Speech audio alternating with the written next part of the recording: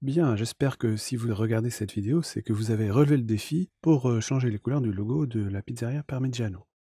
Alors je vais commencer à vous montrer ma méthode. Je vais commencer tout simplement par aller explorer ce qui se fait. Je fais un peu de veille. Je peux taper ici un mot-clé comme italien, tout simplement, et analyser qu'est-ce qui a été recensé comme italien. D'accord, je regarde un petit peu. J'aurais pu taper un autre mot-clé comme pizza. On aura peut-être plus de couleurs. On va fouiller. C'est pas mal du rouge. Bon, je sais aussi que le drapeau italien est vert, rouge. Et voilà, je me suis inspiré, hein. Je vais repasser dans l'onglet Créer ici. Je vais définir ma couleur principale pour un bon rouge bien franc.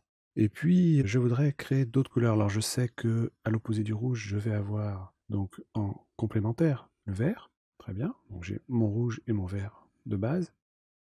Maintenant, je voudrais faire d'autres couleurs pour le texte. Je sais que j'ai du texte à faire, alors je vais pouvoir choisir. Malheureusement, si je tourne, là, tout va tourner ensemble. Vous voyez? Donc, je ne veux pas tout bouger. Je vais passer en couleur personnalisée ici. Et je vais pouvoir maintenant dire que je garde ce rouge, mais celui-ci, je ne vais plus le garder en rouge, je vais tout simplement le désaturer complètement.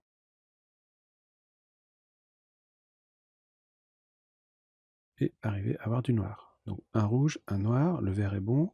Ici, je vais faire du blanc, donc je vais mettre de la lumière à fond. Hop là. Je me suis trompé, je suis en mode LAB, donc ça va être plus facile en RVB. Voici, et voici. Le vert est bon, et je pourrais aussi créer, pourquoi pas, tout simplement un gris.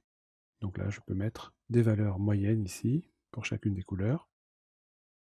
Donc en général, on met 128, 128, 128, ce qui me permet d'avoir un gris neutre. Je vais pouvoir sauvegarder ce nuancier. Je vais l'appeler pizza. Je l'enregistre.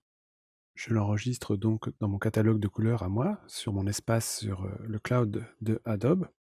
Je vais basculer sur Illustrator et ouvrir le fichier.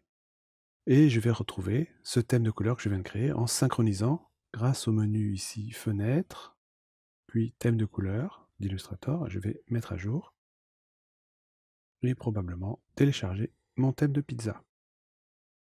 J'ai déjà appliqué ce thème et je vous l'ai mis en grand ici. Le rouge pour le titre que l'on doit avoir en premier et avant toute chose, le vert qui rappelle le drapeau, et de manière sobre et simple, le noir et mon gris ici qui vient rappeler une petite ombre. Voici donc une manière de faire, il y en existe d'autres. Vous êtes probablement arrivé à d'autres couleurs. Ce qui compte, c'est le procédé, car, comme on dit, tous les goûts sont dans la nature.